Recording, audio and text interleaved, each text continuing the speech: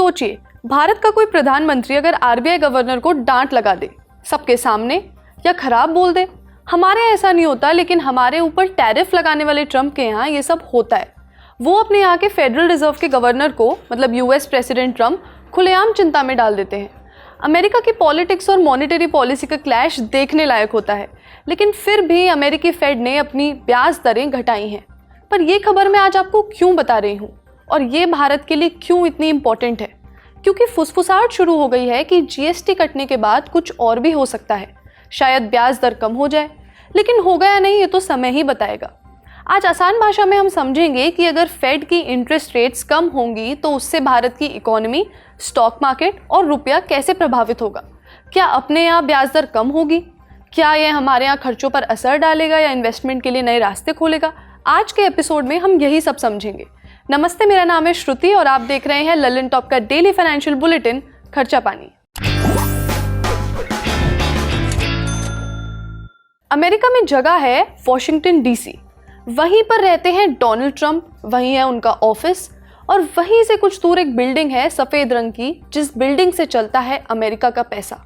इस बिल्डिंग में है वहां का आरबीआई, जिसे कहते हैं फेडरल रिजर्व। इसका काम हम आपको आगे बताएंगे, लेकिन पहले बताएंगे कि इस बैंक ने क्या कमाल कर दिया है। इस फेडरल रिजर्व या फेड ने अपनी ब्याज दरों को 25 बेसिस पॉइंट्स यानी 0.25% से घटा दिया है। यह कदम अमेरिका की इकोनॉमी को रिसेशन यानी मंदी के खतरे से बचाने के लिए लिया है।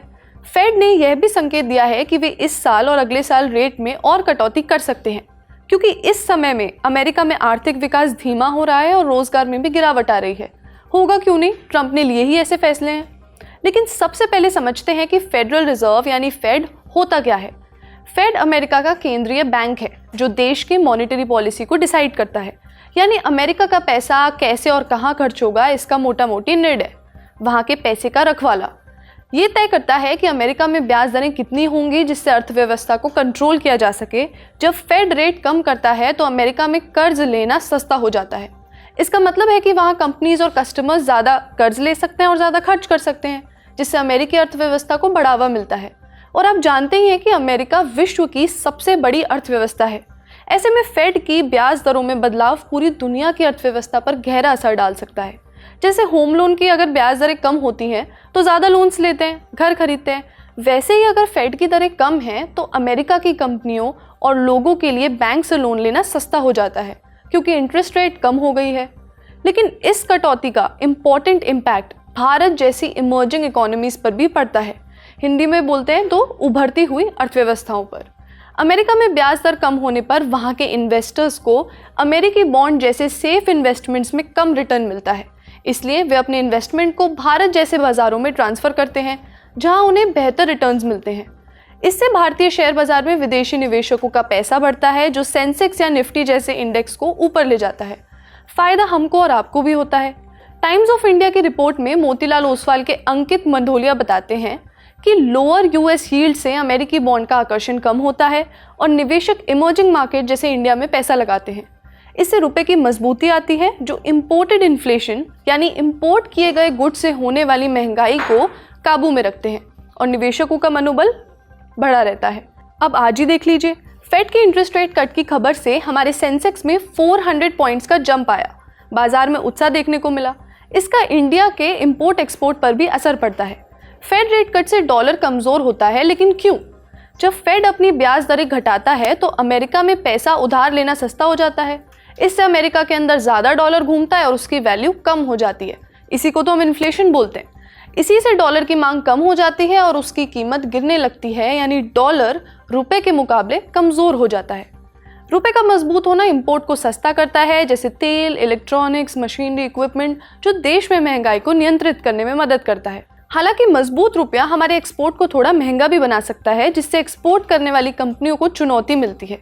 पर ऑल इन ऑल हम देखें तो एक्सपर्ट्स का मानना है कि फॉरेन इन्वेस्टमेंट यानी एफआईआई में बढ़त और रुपए की मजबूती के साथ में होती है तो भारत की अर्थव्यवस्था पर पॉजिटिव इम्पैक्ट ही पड़ता है। एक और चीज़ समझते हैं कि फेड रेट कट के बाद आरबीआई क्या स्टेप लेता है। हिस्ट्री कहती है कि जब भी फेड ने अपनी इंटरेस्ट रेट कट करी है तो आरबीआई भी आर्थिक ज़रूरतों को देखकर अपनी दरें कम करता है। यानी हमारे यहाँ भी लोन लेना सस्ता हो जाता है क्योंकि ब्याज दर कट पिट जाती है। लेकिन आरबीआई ये फैसला लेने में जल्दबाजी नहीं करता है। मतलब ऐसा नहीं है कि अगर वहाँ पे रेट कट हुआ तो हमारे यहाँ भी कट होगा। आरबीआई कुछ चीज़ें देखता है। अगर इन्वेस्टमेंट इंडिया में ज़्यादा आया तो रुपए का दाम चढ़ने का चांस होता है, लेकिन ये एक्सपोर्ट वाले मार्केट के लिए सही नहीं होता, क्योंकि रुपया मजबूत हुआ है तो बाहर भेजे जाने वाले सामानों के रेट भी कम मिलेंगे। तो फेड के रेट कट के बाद आरबीआई भी रेट कट करने से पहले बहुत सोचता है। हालांकि अब आरबीआई ने 2025 में कुछ कटौती के बाद अपने ब्याज दरों को स्थिरता दी है। जानकार ज़रूरी बात कहते हैं, अगर फेड आगे भी कटौती करता है तो आरबीआई भी कटौती कर सकता है। फिर भी जियोपॉलिटिकल कंडीशंस और भारत अमेरिका व्यापार समझौते जैसी खबरें आने वाले दिनों में बाजार की दिशा को तय करेंगी। अब रुक करते हैं कुछ और ज़रूरी खबरों पर।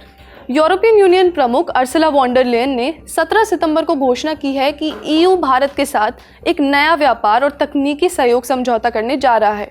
लेकिन ईयू के ट्रेड चीफ मारोस सेफकोविच ने ये भी बोला है कि भारत इस पर अभी कुछ प्रॉब्लम्स क्रिएट कर रहा है, जिससे ट्रीटी में देर हो रही है। 13 राउंड की मीटिंग हो चुकी है, लेकिन बात पक्की नहीं हो पाई है। एक बड़ा बदलाव ये भी है कि यूएस के रेसिप्रोकल और पेनल्टी टैरिफ के चलते भारत का अमेरिका के साथ एक्सपोर्ट और इंपोर्ट दोनों जुलाई के बाद थोड़ा कम हुआ है। इस वजह से चीन अमेरिका को रिप्लेस करके भारत का बिगेस्ट ट्रेड पार्टनर एक बार फिर बन गया है। दोस्तों, आज हमने फेड रेट कट के भारत पर डीप इम्पैक्ट को समझा और कह सकते हैं कि ये कदम हम सभी के जेब और निवेश में बदलाव ला सकता है। आने वाले दिनों में आरबीआई की नीतियाँ, देश दुनिया का हाल, अर्थव्यवस्था की हालत और भारत अमेरिका की ट्रेड टॉक इस कहानी के अगले चैप्टर्स होंगे। आज का खर्चा पानी यहीं तक। अपना ख्याल रखिए और देखते रहिए द लर्निंग टॉप। शुक्रिया।